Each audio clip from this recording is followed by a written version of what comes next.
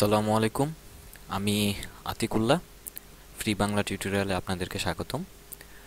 জাভাস্ক্রিপ্টের আজকের পর্বে আমরা বুলিয়ান ভ্যালু নিয়ে কথা বলবো। বুলিয়ান ভ্যালুতে কোনো একটি ভ্যালু ট্রু নাকি ফলস সেটি কিভাবে দেখতে হয় সেটির জন্য আজ এইটিতে আমরা একটি কোড করেছি। দেখেন যে ভেরিয়েবল v1 এবং নিউ বুলিয়ান এর ভেতর 0টি বসানো হয়েছে এবং ডকুমেন্ট রাইট 0 ইজ বুলিয়ান এবং ডবল কোটের ভেতর প্লাস প্লাস মাঝখানে একটি স্পেস দিয়ে তারপর সেই ভেরিয়েবলটিকে কল করা হয়েছে এবং এর ফলে যখন আমি 0 বসিয়েছি এর ফলে আমার এখানে দেখাচ্ছে 0 বুলিয়ান ইজ ফলস। আবার ঠিক যখন আমি 1 বসিয়েছি তখন দেখাচ্ছে ট্রু, যখন আমি ডবল কোট বসিয়েছি তখন দেখাচ্ছে ফলস, যখন আমি নাল বসিয়েছি তখন দেখাচ্ছে ফলস, যখন আমি নান বসিয়েছি তখন দেখাচ্ছে ফলস, আবার যখন এটির মধ্যে আমি একটি শব্দ বসাচ্ছি ফলস তখন দেখুন এখানে দেখাচ্ছে ট্রু।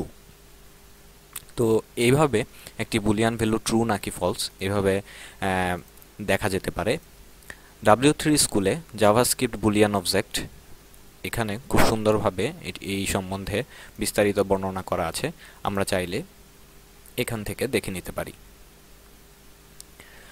আবার W3 স্কুলে দেখবেন জাভাস্ক্রিপ্ট ম্যাথ অবজেক্ট নামে কিছু অবজেক্ট খুব সুন্দরভাবে বর্ণনা করা রয়েছে।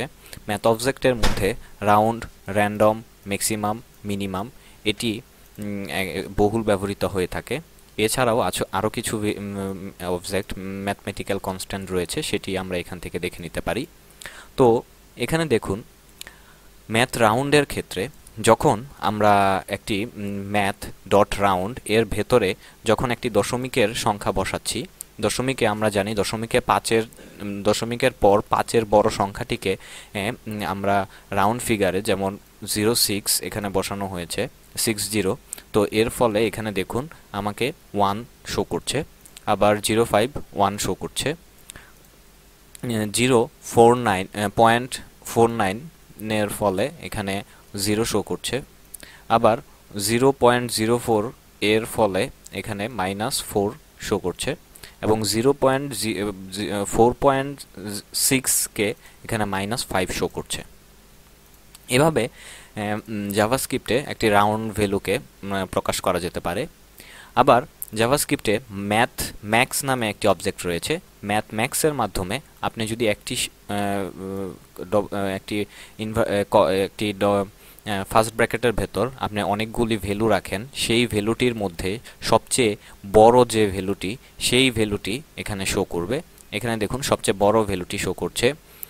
তো আবার ম্যাক্সের ঠিক উল্টোটি হচ্ছে মিনিমাম, এবং ম্যাথ মিন দিয়ে আমরা একটি সংখ্যার মধ্যে যতগুলি সংখ্যা রয়েছে সেই সংখ্যার মধ্যে সবচেয়ে ছোট সেই সংখ্যাটিকে এখানে শো করছে। যেমন এখানে 5, 0, -5, 10, 1.5 এভাবে এই সংখ্যাটি শো করছে। আবার ম্যাথ র্যান্ডমের ক্ষেত্রে দেখুন যখন আমরা ম্যাথ র্যান্ডম ভেরিয়েবল অবজেক্টটি ইউজ করছি তখন যখন আমি পেজটি রিলোড দিচ্ছি, দেখুন রিলোডের ফলে বিভিন্ন সময় আমাকে বিভিন্ন ভ্যালু শো করছে। তো ম্যাথ অবজেক্টের ক্ষেত্রে এখানে দেখুন যে ম্যাথ র্যান্ডম এবং র্যান্ডমের ফলে এখানে আমার দশমিকের পর কিছু সংখ্যা দেখাচ্ছে। আবার ম্যাথ র্যান্ডম পয়েন্ট ব্র্যাকেটের ভেতর যখন স্টার দেওয়া হচ্ছে, তো তারপর যখন আমি 11 লিখছি এর ফলে দেখুন এখানে আমার 2 এবং এক এক সময় রিলোড দেওয়ার ফলে এক একটি সংখ্যা এখানে আমাকে শো করছে। এটির মাধ্যমে এটি ম্যাথ র্যান্ডম অবজেক্টের কাজ। এবার আমি রেগুলার এক্সপ্রেশন নিয়ে কিছু কথা বলতে যাচ্ছি। রেগুলার এক্সপ্রেশন সাধারণত 3 ধরনের হয়ে থাকে। এক হচ্ছে রেগুলার এক্সপ্রেশন টেস্ট। দেখুন এখানে আমি যখন একটি ভেরিয়েবল ডিক্লেয়ার করলাম এবং নিউ রেগুলার এক্সপ্রেশন, আমরা জানি যে জাভাস্ক্রিপ্ট কেস সেন্সিটিভ, তো সেই জন্য বড় হাতের এবং ছোট হাতের অক্ষর নিয়ে আমাদের একটু খেয়াল রাখতে হবে। এরপর এখানে যখন আমি দিলাম, দেওয়ার পর ডকুমেন্ট রাইট, তারপর ভেরিয়েবলটি কল করে যখন এখানে লিখলাম টেস্ট, সেই টেস্টের ভেতর যখন আমি পুরো একটি সেন্টেন্স লিখলাম, এরপর এখানে আমার রেজাল্টের মধ্যে শো করছে ট্রু। আবার রেগুলার এক্সপ্রেশনের আরেকটি হচ্ছে EXE। তো এখানে দেখুন, যখন আমি আগের মতো করে কোডটি লেখা হলো এবং ভেরিয়েবল ডিক্লেয়ার করার পর এখানে লিখলাম EXE এবং পুরো একটি সেন্টেন্স এখানে লেখা হয়েছে, এর ফলে এখানে দেখুন আমার রেজাল্ট চলে আসছে E। আবার আমরা চাইলে একাধিক এলিমেন্ট নিতে পারি, যেমন এখানে দেওয়া হচ্ছে তারপরে দেওয়া হচ্ছে জি দিয়ে এখানে গ্লোবাল বোঝানো হচ্ছে। তো জি দেওয়ার ফলে এখানে ডু এবং হোয়াইলের মেথডটি ইউজ করা হয়েছে।